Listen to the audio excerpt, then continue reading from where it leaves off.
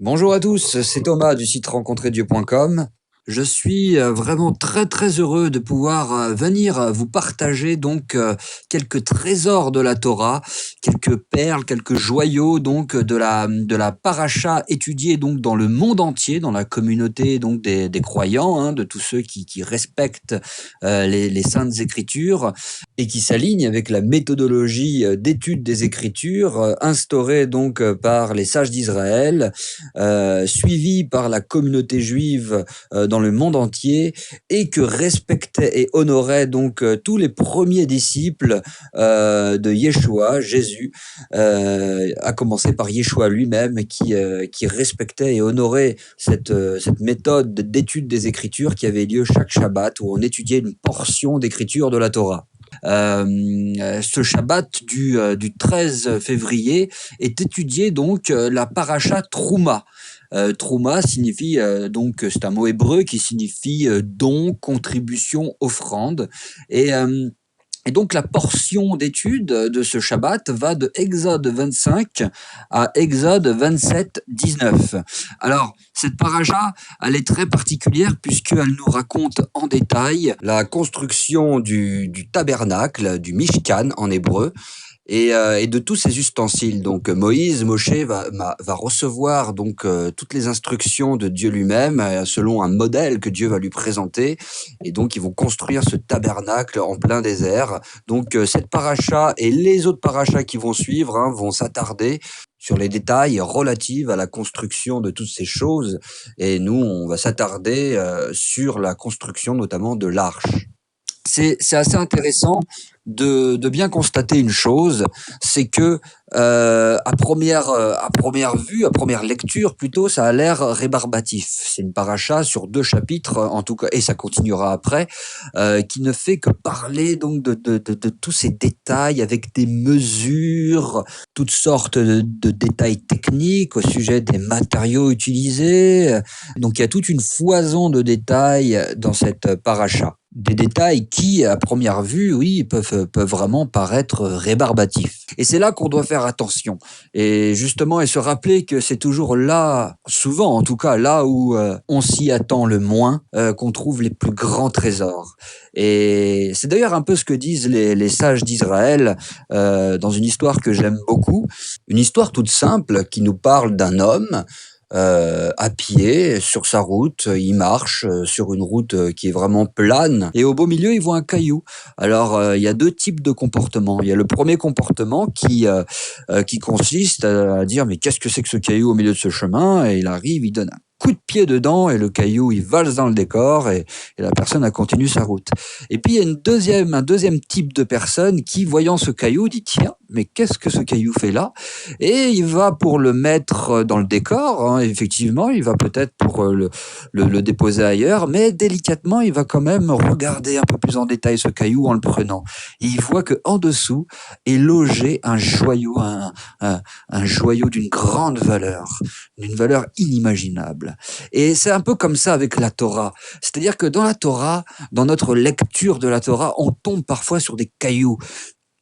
Au milieu d'une lecture fluide qu'on comprend, on tombe sur des cailloux. Et il y a 2 comportements, soit on les passe, on les éjecte, soit on va les inspecter d'un peu plus près pour découvrir les joyaux inimaginables qui se cachent dedans. Et c'est vraiment dans cet état d'esprit-là qu'on va étudier cette paracha. On va regarder en détail quels sont les joyaux qui sont cachés donc dans cette paracha. Alors, pour introduire cette paracha, j'ai à cœur de vous lire un petit verset dans Hébreux 9, donc cette épître qui a été écrite dans les textes de la Nouvelle Alliance, ou de l'Alliance renouvelée plutôt. Et voilà ce qui est écrit là-bas. Donc Hébreux au chapitre 9. Le Saint des Saints, donc vraiment là où il y a l'arche, renfermant l'autel d'or pour les parfums, et l'arche de l'Alliance entièrement recouverte d'or. Au-dessus de l'arche étaient les chérubins de la gloire, couvrant de leur ombre le propitiatoire. Ce n'est pas le moment de parler en détail là-dessus. Eh bien, justement, c'est maintenant le moment, puisque dans le monde entier, comme on l'a dit, la paracha est étudiée et parle précisément de ces choses-là. Et peut-être que nombreux sont ceux qui ont lu ce passage d'Hébreux 9 et qui ont dit « Mince alors, on aurait bien aimé regarder, rentrer en profondeur. Qu'est-ce qu'il peut bien y avoir comme message au niveau du tabernacle, au niveau de tous les ustensiles. Eh ben voilà, c'est l'occasion. Alors, ça serait beaucoup trop long de regarder en détail tous les objets, tous les détails qui apparaissent dans le texte et sur plusieurs chapitres d'ailleurs. On va s'attarder donc juste dans un premier temps sur le premier paragraphe donc de Exode 25 qui nous parle de l'arche, et de tous les détails qui vont avec. Ça va déjà nous prendre pas mal de temps. On va essayer de pas trop s'étaler, mais on va parler de ces choses-là. Pour le reste, ça sera peut-être plus tard dans un autre audio si besoin, parce que ça prendrait vraiment des heures et des heures. Hein. Ça serait passionnant de le faire, mais essayons d'être courts. Alors, déjà, ce qui est très intéressant de savoir, c'est que l'arche, dans le judaïsme, représente donc l'homme tout simplement. Et on peut aussi, on verra qu'on peut aussi l'assimiler au cœur. Hein. Il y a les tables de la Torah qui sont dedans, et on sait que le prophète a dit: je grèverai ma Torah dans vos cœurs. Donc, ça représente l'homme ou le cœur. On verra, c'est un peu les deux. Et on va découvrir donc ensemble, grâce notamment au texte hébreu, des grands messages et ce que nous enseignent les sages d'Israël. Et je suis très content de pouvoir faire cet audio parce que cela va permettre à chacun de constater que les enseignements des vrais Rachamim, c'est-à-dire des vrais sages d'Israël, sont vraiment profonds, puissants et vraiment fidèle à l'esprit donc de l'évangile, fidèle au message de l'évangile, fidèle au message qu'il y a dans les épîtres de la nouvelle alliance que je préfère appeler alliance renouvelée. C'est important parce que je sais personnellement que dans le monde chrétien, et puis j'étais comme ça auparavant, il y a une certaine réticence vis-à-vis justement des rabbins, des raves, et notamment de leur référence constante aux sages d'Israël qui sont les grandes lumières qui ont traversé les millénaires du judaïsme, qui ont été l'objet d'ouvrages considérables et qui ont vraiment été des constructeurs, oui, on peut dire ça comme ça, les grandes lumières, les grandes références du judaïsme, et qui ont été vraiment des constructeurs de la Torah, et qui ont littéralement donné toute leur vie, toute leur sueur, jusqu'à leur sang, pour le bien-être de la communauté juive, pour le bien-être du peuple juif, et pour la construction de la Torah, pour la diffusion d'enseignements profonds, précieux, donc vraiment des références solides. Et à très juste titre, parce qu'on y trouve vraiment ce qu'on appelle des vrais docteurs de la Torah. Hein, c'est-à-dire quand Paul, si vous lisez je crois que c'est dans Tite 3,13, Paul, à un moment, recommande vraiment d'aller chercher, de prendre soin d'un certain Zénas, un docteur de la Torah, afin que justement il puisse enseigner la communauté à pratiquer de bonnes œuvres et finalement à bien comprendre les Écritures, à bien comprendre la Torah pour vraiment pratiquer de bonnes œuvres et porter du fruit. Et c'est aussi ce qu'on voit en Néhémie 8. Si vous allez lire là-bas, vous verrez que c'est très important. On voit que les sages d'Israël, quelque part, on les retrouve dans Néhémie 8, puisque dans Néhémie 8, on voit, je pense que c'est Esdras qui ouvre le livre de la Torah, et là, on voit les Lévites, on voit les anciens, des sacrificateurs qui expliquent, et plusieurs sages, hein, Yehoshua, Josué, qui sont là et qui expliquent le sens des Écritures, le sens des textes de la Torah, des lois. Ils expliquaient, ils en donnaient le sens, et le peuple comprenait, parce que il est clair que beaucoup de passages de la Torah, quand on les lit, on comprend pas toujours très bien, et puis il y a beaucoup de subtilités qu'on ne voit pas, surtout qu'en plus le texte original, il est en hébreu, et en hébreu, il y a une quantité phénoménale de messages qui n'apparaissent absolument pas dans le texte français, dans toutes les traductions, comme on le verra largement dans cet audio par la suite. Donc les sages d'Israël, ils sont vraiment très très précieux, et c'est pas pour rien d'ailleurs que Paul dit en Romains 3,2 quel est l'avantage des Juifs? Il est grand, grand, le mot grand, notez bien, il est grand de toute manière, car les oracles de Dieu leur ont été confiés. Donc voilà, ce sont des choses qu'il faut bien garder en tête et ne surtout pas commettre l'erreur de mépriser de près ou de loin, évidemment, les rabbins, les raves, les sages d'Israël, parce que si on peut évidemment ne pas être d'accord sur nombre de points concernant Yeshua, le Messie Yeshua, ça serait tout un sujet en soi qui serait intéressant d'aborder.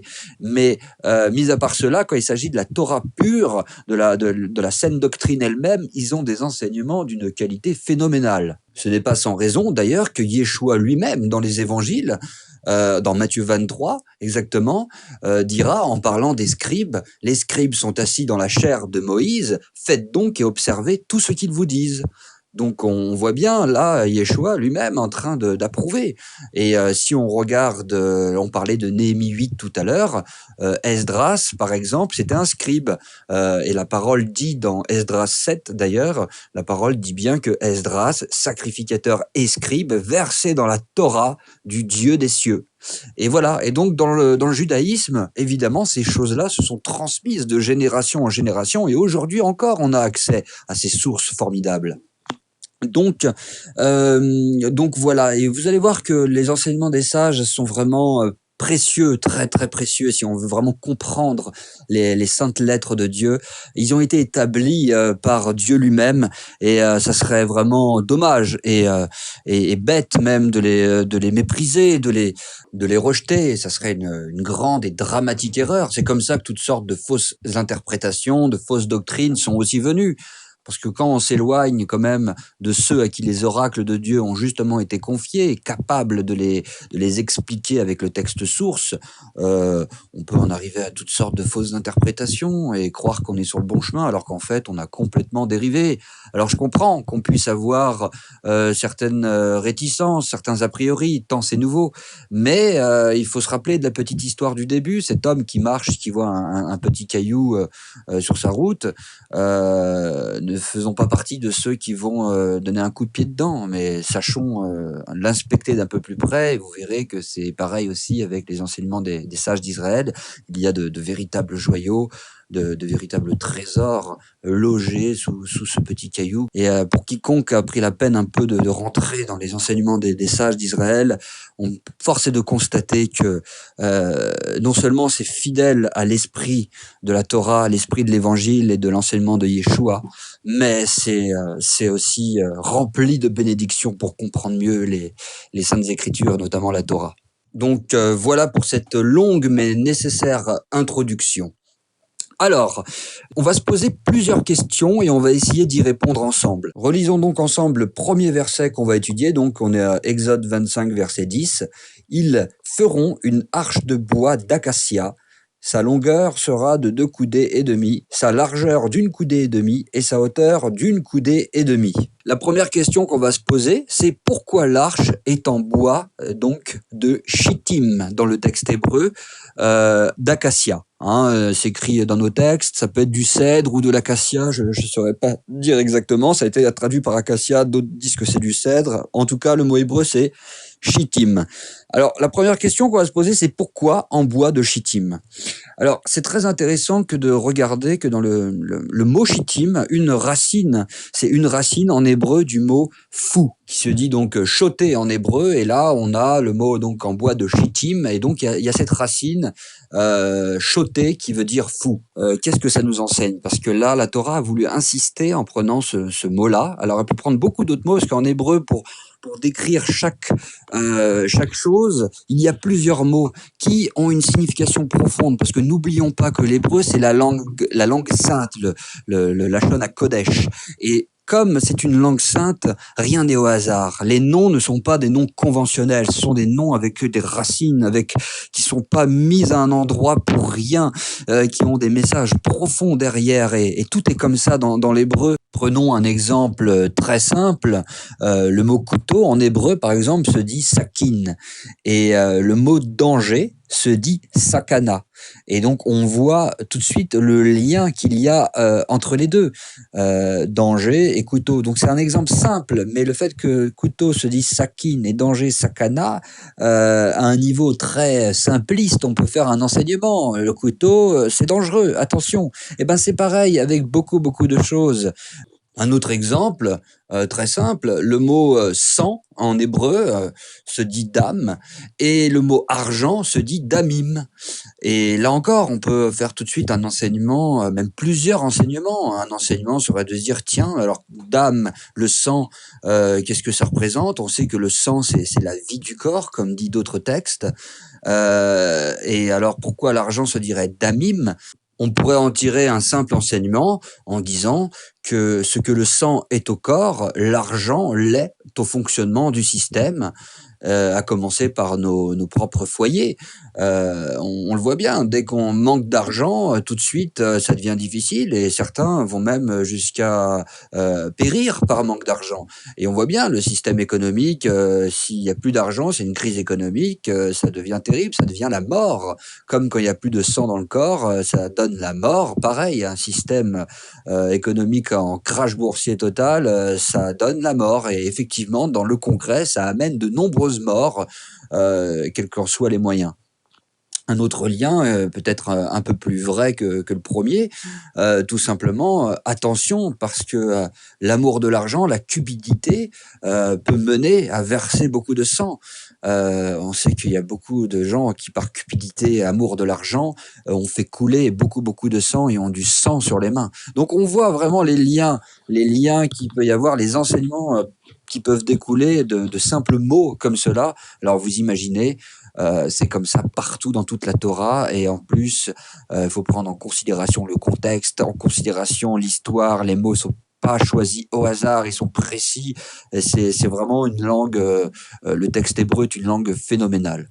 Voilà, ces deux simples exemples pour vous montrer la puissance complète de l'hébreu. On voit bien que chaque mot est vraiment porteur d'un message, porteur d'un enseignement puissant et profond. Et c'est en ce sens que la Torah, elle est glorieuse, car les mots hébreux sont utilisés non seulement pour porter des messages, mais dans des contextes et dans des histoires, dans des contextes, dans des passages qui vont mettre en relief plus encore un enseignement profond que les sages d'Israël, eux, vont évidemment détecter, voir et rapporter. Alors, avant d'expliquer en profondeur, un peu plus en profondeur du moins, pourquoi l'arche est en bois de chittim dont la racine est fou, regardons un midrash. Un midrash, c'est un commentaire fait par les sages d'Israël sur les passages de la Torah. Donc on va lire ensemble un midrash au sujet de Jacob, lorsqu'il est descendu en Égypte avec ses enfants et lorsqu'il était sur le point de mourir, il a dit une chose particulière à ses enfants. Et donc, on va lire un midrash sur ces aspects de la vie de Jacob. Jacob avait, par inspiration prophétique, vu qu'un jour sa descendance sortirait d'Égypte et qu'elle serait amenée à construire un sanctuaire dans le désert. C'est pourquoi, lorsqu'il fut contraint à descendre en Égypte à cause de la famine, il apporta avec lui de la terre d'Israël des plants de chittim qu'il fit planter à Goshen. Avant de quitter ce monde, Jacob rassembla ses enfants et il leur demanda de prendre avec eux ces arbres lorsque, le jour venu, ils quitteraient l'Égypte. La démarche de Jacob ne consista pas à prévoir et à pourvoir aux besoins en bois de ses descendants. Quelque chose de plus profond se tramait là. L'intention profonde du patriarche était de supporter, d'apporter l'espoir et la consolation au peuple juif pour l'aider à surmonter les épreuves de l'exil. Si la promesse divine de la libération ne suffisait pas, parce qu'elle était abstraite, Jacob voulut planter l'espoir dans le cœur de ses descendants en plaçant devant eux ces plants de chittim, dont ils avaient la garde durant toute la période de l'exil, et qui leur rappelleraient de manière concrète qu'un jour viendra où ils s'en serviront pour édifier un sanctuaire pour Dieu en toute liberté. Voilà, fin du Midrash. Donc voilà, les enfants de Yaakov ont on gardait donc ces plants de Chittim, on cultivait les Chittim, avec lesquels un jour ils sortiraient d'Égypte et avec lesquels ils construiraient le Mishkan, le tabernacle. Et pourquoi le mot Chittim fou?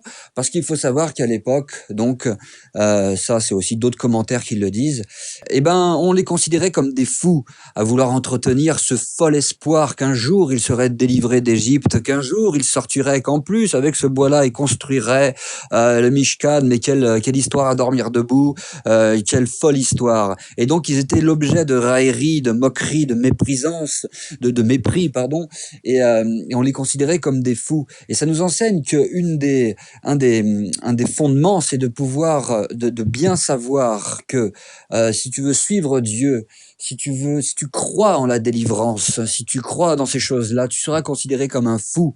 Et il faut l'accepter, il faut vraiment vivre avec et ne pas être étonné de ces choses-là. Donc le message est fort, le message est puissant. Si tu veux faire un avec Dieu, avec sa Torah, il faut croire en la délivrance finale, en la rédemption et en la puissance de Dieu. Vaut mieux être considéré finalement, comme disait quelqu'un, vaut mieux être considéré comme un fou et avoir part au monde futur et être délivré que plutôt qu'être considéré comme quelqu'un de normal aux yeux de tous, mais de terminer enterré.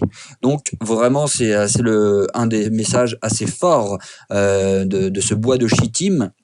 Ce bois qui donc a spécifiquement été choisi pour la construction de l'arche, qui, rappelons-le, représente l'homme, ou plus précisément le cœur de l'homme, qui, aux yeux de ceux qui ne croient pas en Dieu, de ceux qui ne veulent pas de Dieu, un tel homme peut être considéré vraiment comme un fou.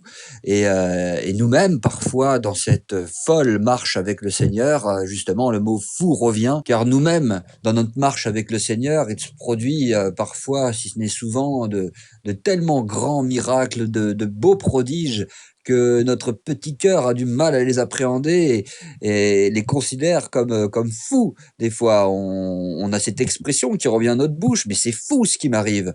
Et on sait que ça vient du Seigneur, mais il y a le mot fou qui revient encore une fois. Et ceux qui nous entourent et qui ne croient pas en Dieu peuvent vraiment nous considérer véritablement comme des fous, d'où l'importance, on le verra par la suite, de recouvrir l'arche faite de bois de Chittim, de recouvrir donc d'or à l'extérieur et à l'intérieur. On va le voir par la suite, mais en tout cas, ce qu'il faut retenir, donc, c'est le matériau utilisé donc pour l'arche, qui est le bois de Chittim, et qui nous montre toute cette notion de folie qu'il peut y avoir et dont il ne faut pas avoir peur.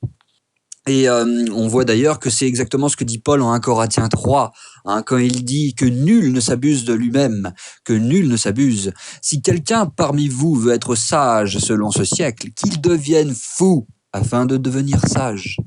Donc c'est vraiment ça, car la sagesse de ce monde est folie devant Dieu, mais la folie de Dieu est sagesse. En fait, c'est vraiment le message de Paul. Et Paul lui-même, il le dit. Donc finalement, soyez fous, soyez Chittim. Donc Paul aussi fait référence quelque part à ce bois de Chittim qui constituait l'arche. Alors, on va continuer. On va continuer dans notre lecture, donc d'Exode 25. Donc là, on a vu le bois. Maintenant, on voit sa longueur. Donc la longueur de l'arche sera de 2 coudées et demi, et sa largeur d'1 coudée et demi, et sa hauteur d'1 coudée et demi.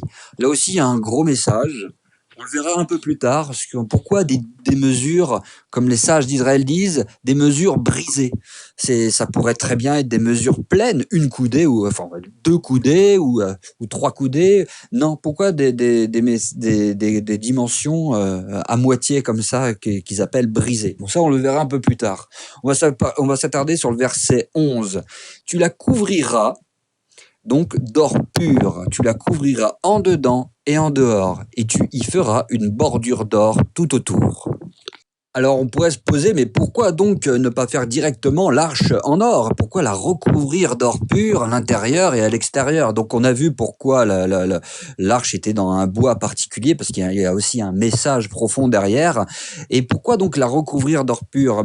Il faut savoir que dans la Torah, un des messages, un des symboles de l'or, c'est l'immuabilité. C'est vraiment l'éternité, tout ce qui est de l'ordre de l'immuable, une valeur sûre qui ne bouge pas. Ça doit être le reflet de notre cœur, cette définition-là. C'est-à-dire que vraiment, on doit être immuable, on doit être immuable comme l'or, ne pas bouger, ne pas bouger. On sait très bien que l'or, quand il y a des crises économiques, l'argent s'en va, descend, baisse, monte, mais l'or reste stable. C'est la valeur sûre dans laquelle on investit.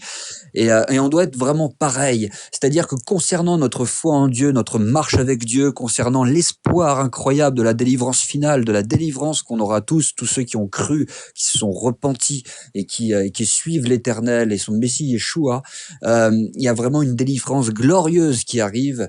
Et donc, tout ceci nous enseigne d'être immuable, de ne pas bouger face aux attaques de la vie, face aux contradictions qu'on peut voir, face aux épreuves, aux souffrances, aux douleurs. Restons immuables comme l'or pur.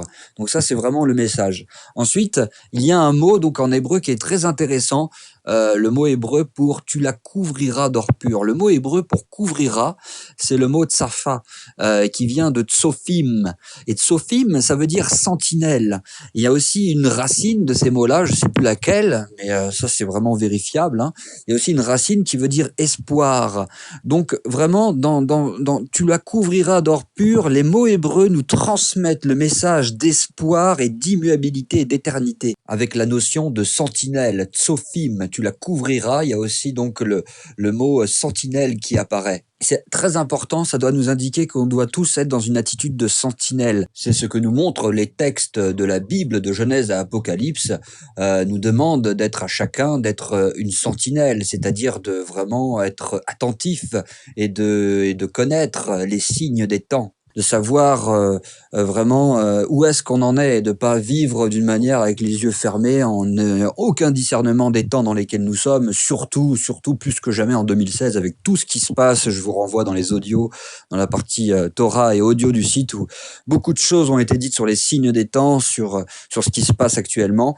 Quelle est une des caractéristiques de la sentinelle? C'est de voir au loin ce que personne ne voit, ce que les gens qui sont en bas ne voit pas. La sentinelle, elle est postée en hauteur. La sentinelle voit au loin. Elle voit les choses arriver. Et c'est vraiment tsophim, c'est le mot utilisé pour tu la couvriras d'or. C'est un des dérivés du mot. C'est ce message qui est là aussi. On doit être vraiment dans cette dynamique de sentinelle. Mais aussi, il y a le mot espoir. Donc vraiment avoir cette espérance de la délivrance finale. Est-ce que véritablement on vit dans l'espérance du retour du Messie, de l'espérance du grand dévoilement de Dieu, du jugement de ce monde et du royaume à venir? Est-ce que vraiment on espère ces choses-là? Dans la tradition juive, on dit qu'une des questions qui sera posée au ciel, c'est avons-nous vraiment espéré? Avons-nous vraiment vécu dans cette espérance-là en ayant une véritable conscience que la délivrance arrive bientôt? Et ça fait vraiment partie de l'arche, du cœur de l'homme, de cet or qui le recouvre. Ça doit faire partie d'une manière complète et intégrante de notre vie. Et si on n'a pas d'espoir dans le futur, si on n'est pas des sentinelles, alors il y a un problème. On peut pas être cette arche. On peut pas être cette arche qui va accueillir la parole de Dieu. Et tout ça, vous voyez, ce sont dans ces mots-là, dans les quelques mots qu'il y a dans le fait de recouvrir d'or l'arche. Donc on voit vraiment qu'il faut être comme l'or, immuable, ne pas bouger malgré les vents, les tempêtes. Et qu'est-ce que dit Yeshua? Il dit « Celui qui écoutera mes paroles et qui les garde sera semblable à un homme qui a bâti sa maison sur du roc. » Et quand Yeshua dit « Celui qui écoutera ma parole », il dit d'écouter la Torah de Dieu, évidemment. Il dit d'obéir au commandement de Dieu et de vraiment étudier la Torah, de lui obéir, d'obéir au message, d'être obéissant et d'être encouragé par tous les messages qu'il y a dans la Torah et qui sont vraiment merveilleux. Donc tout est lié. On voit bien être immuable, avoir cet espoir de l'éternité, être bâti sur le roc pour ne pas bouger malgré les tempêtes et les épreuves. C'est vraiment le message qu'il y a dans l'or. donc qu'on soit recouvert d'or à l'extérieur et à l'intérieur. Vous avez bien compris le message. Hein, on voit bien l'extérieur, comme Yeshua a dit, nettoyer premièrement l'intérieur de la coupe et ensuite l'extérieur deviendra pur. Mais ça sert à rien de nettoyer l'extérieur si notre intérieur, évidemment, est pourri. Voilà. Donc, être donc fort dans l'épreuve, rempli d'espoir, malgré toutes les critiques et les contradictions de la vie, malgré toutes les accusations de folie, chittim, non, restons forts et restons vraiment ancrés dans la saine doctrine, bâtissons notre maison sur le roc en étudiant la Torah et en la mettant en pratique, chacun selon notre niveau et notre mesure de foi. Alors, continuons notre lecture. Après donc avoir dit « tu la couvriras au dedans et en dehors donc d'or », il est dit donc, au sujet de l'arche toujours, « tu y feras une bordure d'or tout autour ». Alors là aussi, il y a un message énorme. Pourquoi donc la Torah nous dit une bordure d'or autour de l'arche? Donc on a compris ce que signifiait l'or. Et maintenant, on va regarder le mot qui est employé pour bordure. C'est un mot hébreu qui, en hébreu, se dit « zer ». Alors là, il y a un message énorme, parce que zer signifie plusieurs choses, mais notamment deux choses. Zer signifie couronne, mais aussi zer signifie étranger. Et là, il y a un message absolument merveilleux et puissant que veut nous donner la Torah. Donc les sages d'Israël enseignent par rapport à tout ça. Hein. De toute façon, depuis tout à l'heure, c'est vraiment, c'est pas de moi ces enseignements. Hein. Je ne fais que vous retranscrire du mieux que je peux. Qu'est-ce qu'enseignent les sages d'Israël? Ils font la réflexion, ils disent tiens, c'est très étonnant, mais les convertis, ceux qui n'étaient pas juifs de naissance vraiment de chair, ceux qui étaient des nations et qui se sont convertis, ont été finalement les plus grands du judaïsme. Il y a Rabbi Meir par exemple, Rabbi Akiva, Onkelos. Ce sont des personnes qui n'étaient pas juifs et qui se sont convertis, qui sont venus des lumières du judaïsme, des références dans le judaïsme. Et effectivement, on voit bien que c'était des étrangers à la base. Et je pourrais aussi citer, j'ai pas les noms, je veux pas les écorcher, mais les maîtres de Hillel et Shammai. Hillel et Shammai, c'était vraiment du temps d'Yeshua. C'était les deux grandes écoles du judaïsme qui ont traversé l'histoire jusqu'à aujourd'hui encore, et qui donc sont des références, des constructeurs de la Torah dans le judaïsme. D'ailleurs, les enseignements de Hillel sont très proches en bien des endroits de ceux de Yeshua, ainsi que certains enseignements de Shammai, qui, malgré qu'il était lui beaucoup plus axé sur la rigueur et la sévérité, beaucoup de ses enseignements se retrouvent aussi dans les enseignements de Yeshua, qui arrivait à concilier parfaitement l'équilibre, évidemment, entre la bonté et la sévérité. Et donc ce courant Hillel est devenu prédominant dans le judaïsme et a traversé l'histoire jusqu'à aujourd'hui encore. Et donc les maîtres de Hillel et Shammai étaient deux personnes à la base non juives, des étrangers des nations, qui se sont convertis par la suite et sont devenus les maîtres de Hillel et de Shammai, les deux écoles qui ont littéralement traversé le judaïsme et qui ont participé grandement à la construction de la Torah. C'était des étrangers, zer, le mot zer utilisé pour bordure. Et en même temps, le mot veut dire couronne. Alors, vous avez compris que le message est absolument puissant. On voit la puissance inimaginable de la Torah, le message. Dieu s'est choisi un peuple qui s'appelle le peuple d'Israël. Et ceux qui ne sont pas du peuple d'Israël sont qualifiés d'étrangers par rapport au peuple d'Israël. Hein. Il n'y a rien de péjoratif dans le mot. Il y a plusieurs mots pour décrire un étranger en hébreu, et un de ces mots, donc, c'est un étranger qui est évidemment non hostile, qui n'est pas idolâtre, et qui a une vraie soif de la vérité. Et Dieu veut nous montrer un message puissant. Il veut nous dire, c'est pas parce que nous sommes juifs de naissance que la Torah, que la lumière de la Torah, les promesses et les bénédictions incroyables de Dieu seraient que pour les juifs, sans aucune possibilité pour les étrangers d'y accéder. Dieu prend un tel soin des étrangers authentiques. Hein. On ne parle pas des étrangers hostiles et méchants et idolâtres. On parle des étrangers authentiques qui ont une soif de vérité sincère.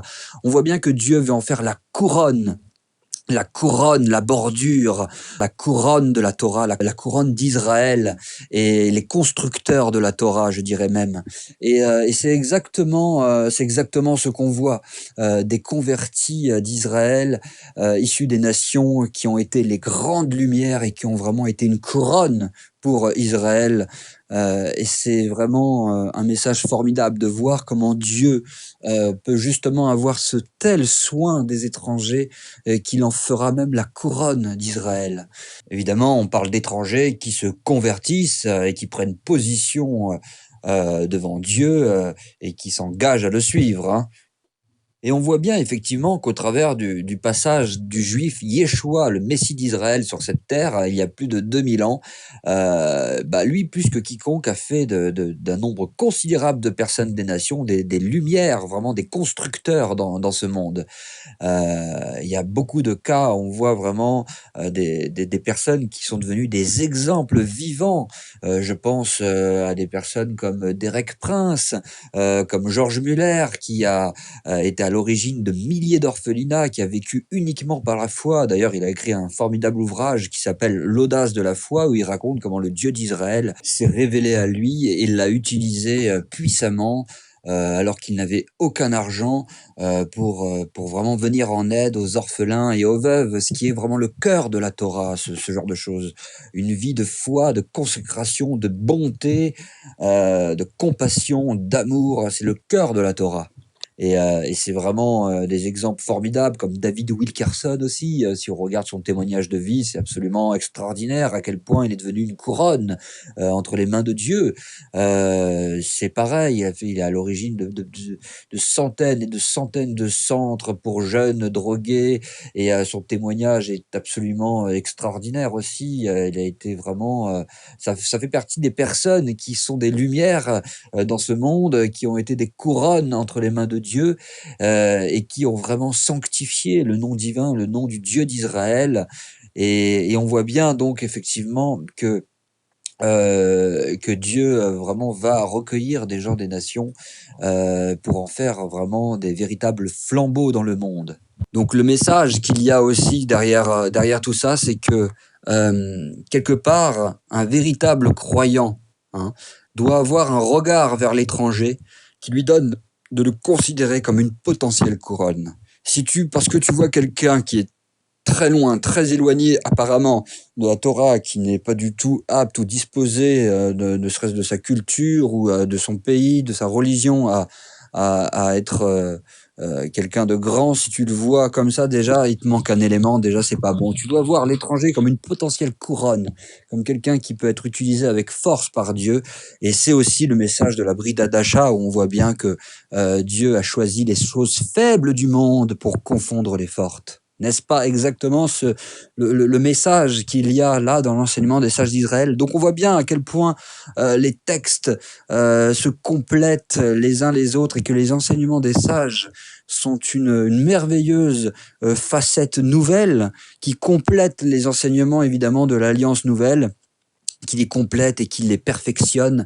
Et c'est vraiment l'un ne va pas sans l'autre. C'est pour ça que si on étudie les textes de la Nouvelle Alliance uniquement et qu'on méprise la Torah, les prophètes et les enseignements des sages qui vont avec, on se trompe. On se trompe. Et l'histoire n'est fait que d'épisodes où ce genre de choses est arrivé, et tous ceux qui ont décidé de mépriser les sages, de mépriser finalement les enseignements de la Torah aussi, évidemment, puisque les deux se complètent, vont ensemble, ils ont fini dans un cul-de-sac. Voilà, tout simplement. Alors, continuons maintenant la lecture. Tu y feras une bordure d'or tout autour.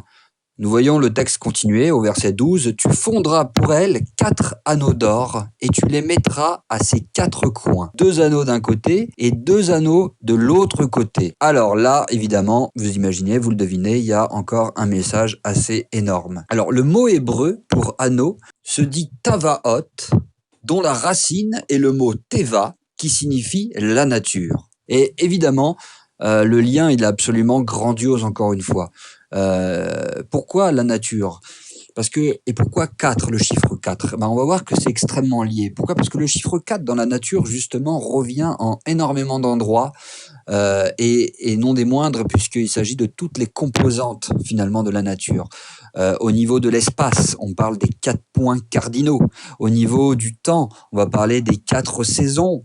Au niveau, donc, de la nature, on va parler des 4 éléments: l'eau, le feu, la terre et l'air. Il y a aussi les 4 règnes qui composent donc littéralement toute la nature: le minéral, le végétal, l'animal et l'humain. Donc on voit qu'il y a vraiment le chiffre 4 dans la nature revient énormément. Et le lien avec notre texte est absolument évident, puisque le mot anneau, la racine c'est nature, et il y a 4 anneaux. C'est-à-dire qu'un homme de Torah, un homme de Dieu, quelqu'un qui veut croire en Dieu, quelqu'un qui veut marcher avec Dieu, mais qui n'est pas pleinement impliqué dans toutes les dimensions de ce monde, eh ben, finalement, c'est pas un homme de Torah. Donc, vous voyez tout de suite tous les enseignements de ceux qui vont dire de vraiment s'exclure complètement du monde, ceux qui sont les monastères, retirés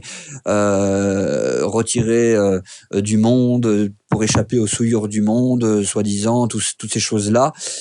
C'est pas du tout le message de la Torah. La Torah nous demande au contraire d'être impliqué pleinement dans ce monde, à le sanctifier dans toutes ses dimensions, afin de montrer que la Torah s'adresse aussi à ce monde, et surtout même à ce monde, et qu'elle veut justement s'incarner dans ce monde et sanctifier ce monde à tous les niveaux, sanctifier la nature à tous les niveaux. Et c'est aussi ce que représentent donc les 4 anneaux qui vont servir donc de support, qui vont servir d'ustensiles pour porter l'arche, et qui seront utiles à tous les niveaux. Comme dit Yeshua, vous êtes la lumière du monde.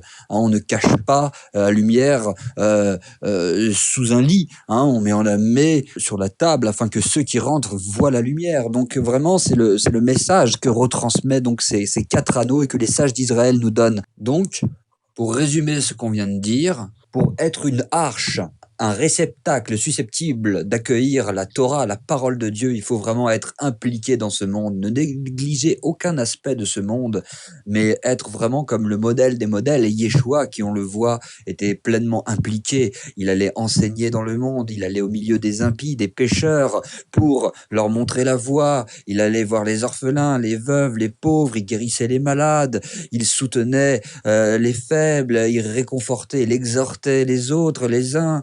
Il faisait des miracles, il était là, il transmettait la bonne nouvelle, il délivrait les captifs. Il était pleinement impliqué dans le monde, et non pas retiré dans un monastère ou dans une secte qui ne voudrait surtout pas aller côtoyer d'autres personnes. Non, non, non, c'était vraiment tout le contraire. Et c'est pour ça que Yeshua était une arche parfaite pour accueillir évidemment la Torah, étant lui-même la Torah vivante. Et il faut donc vraiment faire très attention à ce que un des anneaux ne casse pas. S'il y a un conflit entre ma foi et la réalité, c'est-à-dire que si ma foi est en conflit avec la réalité, et que finalement je reviens à casser un des aspects de la réalité pour pouvoir vivre ma foi, alors je casse un des anneaux, et à ce moment-là, c'est l'arche qui tombe, l'arche ne peut plus être transportée, et donc c'est le désastre. Donc il faut vraiment que les 4 anneaux soient là, et donc d'être pleinement impliqué dans ce monde, d'être une lumière là où Dieu nous met, là où Dieu nous positionne, prendre part véritablement aux affaires de ce monde, comme dit Yeshua d'ailleurs dans la prière, que ta volonté soit faite sur la terre comme au ciel.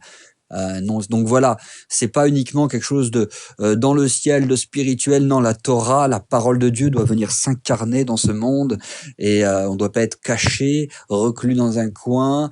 Non, ça serait justement une erreur. Les 4 anneaux signifient d'être présent vraiment dans toutes les composantes, dans toutes les dimensions de la nature.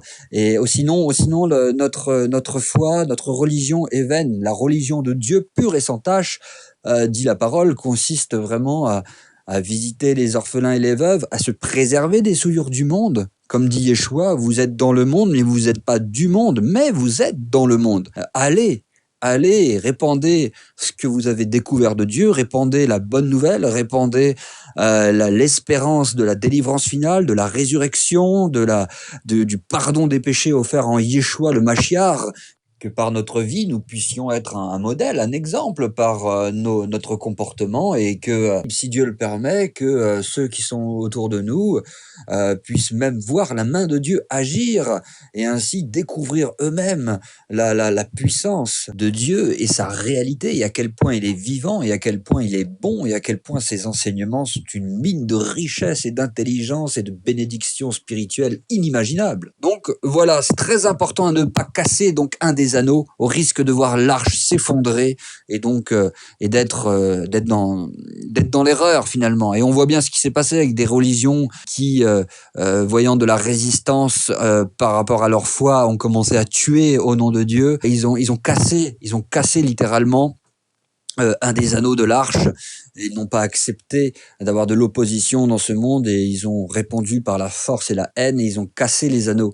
Alors qu'on doit comprendre, on doit vraiment sonder la volonté de Dieu et accepter avec amour tout ce qui nous arrive dans ce monde et chercher la volonté de Dieu pour agir de la meilleure façon selon les enseignements de la Torah et évoluer avec la réalité, évoluer avec ce monde, non pas se conformer à ce monde, mais évoluer à ce monde et essayer justement d'être inébranlable comme cet or et de pouvoir vraiment porter l'espoir du mieux que l'on peut, chacun selon nos capacités. Alors, regardons maintenant la suite du verset. Après avoir parlé des 4 anneaux, le texte dit « Tu feras des barres de bois d'acacia et tu les couvriras d'or. Tu passeras les barres dans les anneaux sur les côtés de l'arche pour qu'elles servent à porter l'arche. Les barres resteront dans les anneaux de l'arche et n'en seront point retirées. Tu mettras dans l'arche le témoignage que je te donnerai. » Voilà. Et on va s'arrêter donc sur le verset 16 pour clôturer donc cette petite étude à la lumière des enseignements des sages d'Israël et de l'Alliance renouvelée. Et nous allons nous attarder sur les barres, donc les 2 barres qui sont utilisées pour porter l'arche. Il existe plusieurs mots hébreux pour décrire un bout de bois ou un bâton ou une barre de bois. Pourquoi le mot hébreu qui est utilisé ici est le mot badim, qui donne au pluriel? Pourquoi des badim? Pourquoi ce mot-là? Un mot qui, en hébreu, signifie quelqu'un qui est seul, quelqu'un qui est solitaire. Je pense que vous l'aurez compris, le message est assez fort. C'est-à-dire que celui qui commence à comprendre la puissance de la révélation de Dieu, qui a une révélation de Dieu, qui commence à voir, qui a fait un pas vers Dieu et qui voit Dieu se manifester, se révéler à lui, qui commence à vouloir suivre véritablement la Torah, eh ben, il va commencer à vivre malheureusement entre guillemets, parce que c'est tellement rempli de bien et de bénédictions, mais il va être évidemment de plus en plus solitaire, de plus en plus seul, parce que sur le chemin de la vérité et du juste équilibre, il y a peu de monde. Et on voit bien que les barres sont rentrées dans les anneaux, pour bien nous spécifier encore une fois, d'être bien connectés à ce monde, de ne pas avoir peur d'être solitaire, d'être seul, d'être isolé, parce que ça fait partie du chemin. Et c'est vrai que des fois, c'est parfois difficile, cette solitude, mais elle fait vraiment, vraiment partie du chemin. Et les sages d'Israël font un commentaire très intéressant à ce sujet en revenant sur Genèse 25, où on voit que dans le texte hébreu, au sujet de la naissance de Esav, donc Ésaü, et de Jacob, les commentaires des sages font une réflexion très intéressante où on retrouve cette notion de solitude lorsqu'on s'approche de la vérité. C'est toujours souvent à l'endroit de la vérité qu'on trouve le plus petit nombre de personnes, et là où finalement le chemin est spacieux, là où il y a du monde, c'est justement à ce moment-là qu'il faut se méfier. Comme dit d'ailleurs Yeshua dans les textes de l'Évangile, beaucoup d'appelés, peu d'élus. On sait très bien que selon la tradition juive aussi, 4/5 sont restés en Égypte, seulement 1/5 est sorti. On voit bien que parmi la génération du désert, il y a que Yehoshua, Josué et Caleb qui sont rentrés en Eretz Israël. Donc on voit toujours qu'il y en a toujours très peu qui sont finalement, comme avec Noé par exemple, pareil, juste 8 furent sauvés à travers les eaux, Noé et sa famille, alors que le reste du monde a péri. Et c'est une vérité qui est très dure, mais on voit qu'il y a toujours ce petit nombre et que donc la multitude, la grandeur n'est absolument pas donc synonyme de vérité. Au contraire même, dans la logique, dans la pensée de la Torah, là où il y a beaucoup trop de monde, là il y a un problème. Toutes ces, par exemple, bon, je suis désolé, j'ai pas envie de taper sur les assemblées, mais les grandes assemblées où il y a des dizaines de milliers de personnes et où ils se servent de cela pour montrer à quel point Dieu est présent, c'est justement tout le contraire. Et en vérité, Dieu est parfois, et évidemment, même si ce n'est souvent, si ce n'est tout le temps, énormément plus présent au sein de quelques petits croyants dans un coin reculé, mais qui sont accrochés, arrimés et ancrés dans la parole avec un amour de Dieu véritable.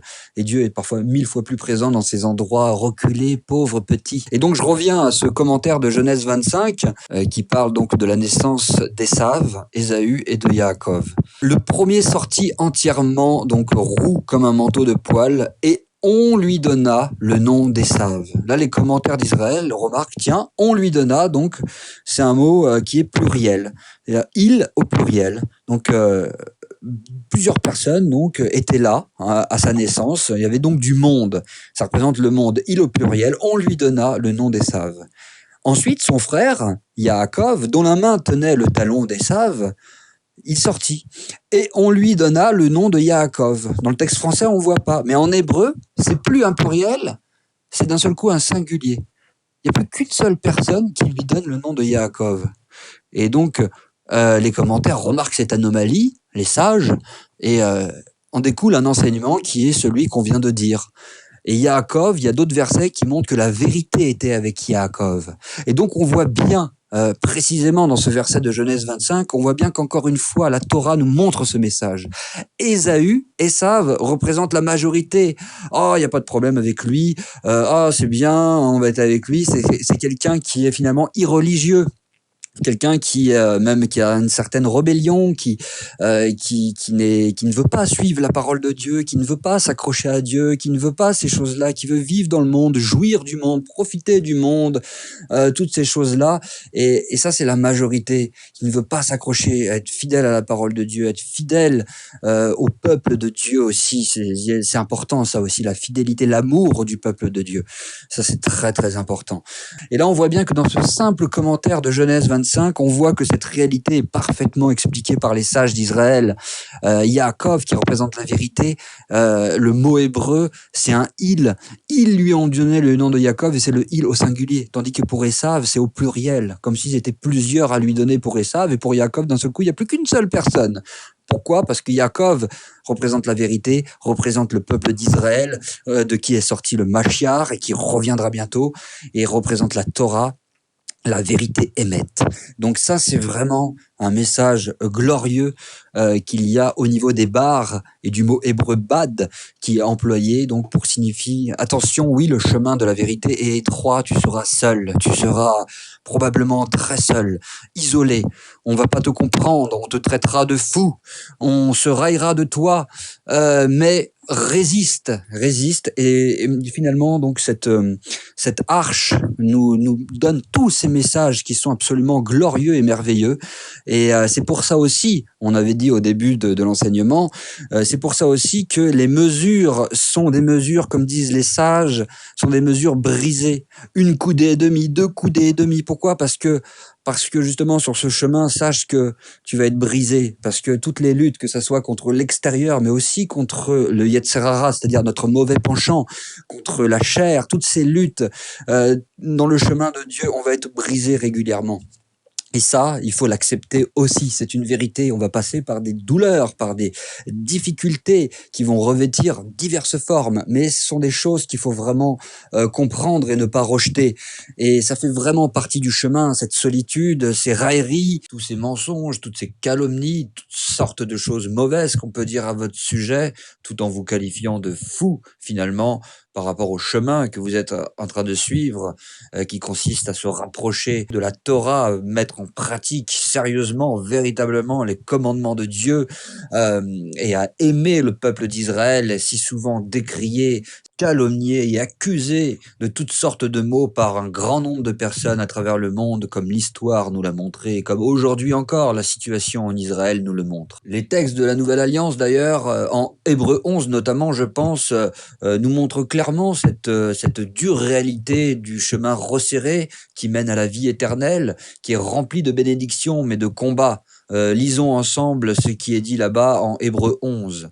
Le temps me manquerait pour parler de Gédéon, de Gideon, de Barak, de Shimshon, Samson, de Jephthé, de David, de Shmuel, Samuel et des prophètes, qui par la foi vainquirent des royaumes. D'autres subirent les moqueries et le fouet, les chaînes et les prisons. Ils furent lapidés, sciés, torturés, ils moururent tués par l'épée. Ils allèrent ça et là, vêtus de peaux de brebis et de peaux de chèvre, dénués de tout, persécutés, maltraités, eux dont le monde n'était pas digne, errant dans les déserts et les montagnes, dans les cavernes et les antres de la terre. Donc on voit bien cette dimension de solitude et d'épreuve au travers des modèles de la parole de Dieu. Et pour revenir d'ailleurs au chittim, le bois qui constitue donc l'arche, on a dit que c'était le mot chittim qui est donc une des racines représente le mot fou et qu'on sera insulté de fou, traité de fou, considéré comme des fous aux yeux du monde. Et une des racines de ce mot est aussi le mot fouet. Et on voit bien que Paul lui-même, donc en suivant le Messie, a été exposé donc au fouet dans Acte 22, on voit ça. Et donc que ce soit le fouet spirituel, le fouet moral ou le fouet même parfois physique, on voit que ça aussi, ça fait partie des vérités qui sont retransmises donc au travers de cette arche. Et donc, le message on peut conclure maintenant avec le message suivant, c'est que oui, la marche avec Dieu est une marche absolument merveilleuse, remplie de bénédictions, mais il faut bien être conscient. Il faut vraiment être conscient. Comme dit Yeshua lui-même, vous aurez des épreuves dans le monde, mais prenez courage, car j'ai vaincu le monde. Et Yeshua est effectivement un puissant modèle, le modèle des modèles, car quand on examine sa vie, effectivement, on peut voir toutes ces réalités incarnées en lui-même, parce que qui plus que Yeshua finalement est passé par la moquerie, est passé par le fouet, a été considéré comme un fou par les siens, et pourtant il est resté stable, immuable comme l'or. Il n'a pas bougé dans sa foi et dans la certitude de la mission que Dieu lui a donnée. Il est resté ferme jusqu'au bout. Il a terminé seul. Il a terminé dans la solitude. Qui plus que Yeshua a vécu et expérimenté toutes ces choses-là. On voit bien qu'il était aussi pleinement impliqué dans toutes les dimensions du monde et que lui-même était vraiment une couronne, véritable, faisant des étrangers une couronne également. Donc on voit que vraiment Yeshua représente toutes ces choses-là qu'on voit dans notre paracha. Vraiment Yeshua est vraiment le Messie d'Israël, a représenté toutes ces choses-là. Et c'est donc le modèle parfait qui nous montre comment être cette arche vivante qui transporte la Torah de Dieu et qui marche en direction du royaume, qui marche en direction donc de la terre d'Israël. Et ça, c'est un message qu'on doit vraiment garder au fond de notre cœur. Essayer d'être comme l'or, immuable, déterminé dans notre marche avec Dieu, dans notre foi. Essayer de voir l'étranger comme une couronne qui peut construire la Torah. Nous-mêmes, si on est des étrangers, ayons cet espoir que Dieu peut nous utiliser comme une couronne pour construire la Torah, pour construire la vérité de Dieu, pour propager la parole de Dieu. N'ayons pas peur d'être considérés comme des fous et ayons cette espérance donc vraiment glorieuse de la délivrance finale, que le monde cessera un jour d'être mauvais et méchant comme il est et que Dieu se révélera à toute la terre. Ayons cette espérance et soyons comme des sentinelles capables de voir au loin ce qui arrive et d'avertir ceux qui nous entourent et de comprendre les temps dans lesquels nous sommes. Soyons vraiment affermis dans toutes ces choses, pleinement présents dans ce monde, symbolisé par les 4 anneaux comme on l'a vu, n'ayant pas peur de savoir qu'on sera brisé régulièrement, ça fait partie de notre marche.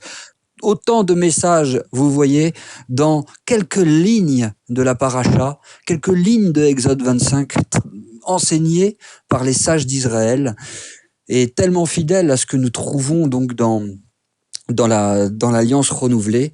Et donc voilà, j'espère que ça vous a apporté quelque chose, ce petit message. On pourrait continuer encore longtemps. Vous imaginez tous les autres trésors qu'il peut y avoir dans la suite des descriptions.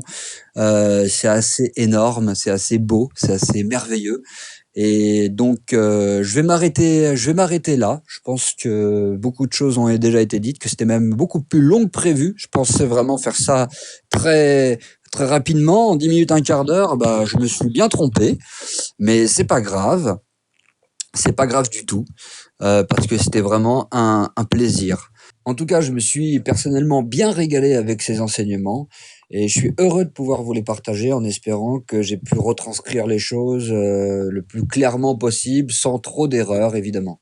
Donc, pour conclure, la conclusion finale, allez, ce verset, un verset, je sais plus quel verset, mais dans les textes de l'Alliance renouvelée, il y a un verset qui dit: si quelqu'un détruit le temple de Dieu, Dieu le détruira, car le temple de Dieu est saint, et c'est ce que vous êtes. Donc là, on comprend mieux avec la symbolique des ustensiles du temple qui représentent aussi les croyants. Et on voit bien que l'arche représente l'homme, mais l'arche représente aussi, parce que qu'est-ce que l'homme si ce n'est quelque part son cœur, son âme, et l'arche représente vraiment aussi donc le cœur de l'homme. Il y a ici un avertissement sérieux et sévère de la part de l'Éternel. Et n'oublions jamais, qu'est-ce qu'il y a dans l'arche? Il y a la loi de Dieu, il y a la Torah de Dieu.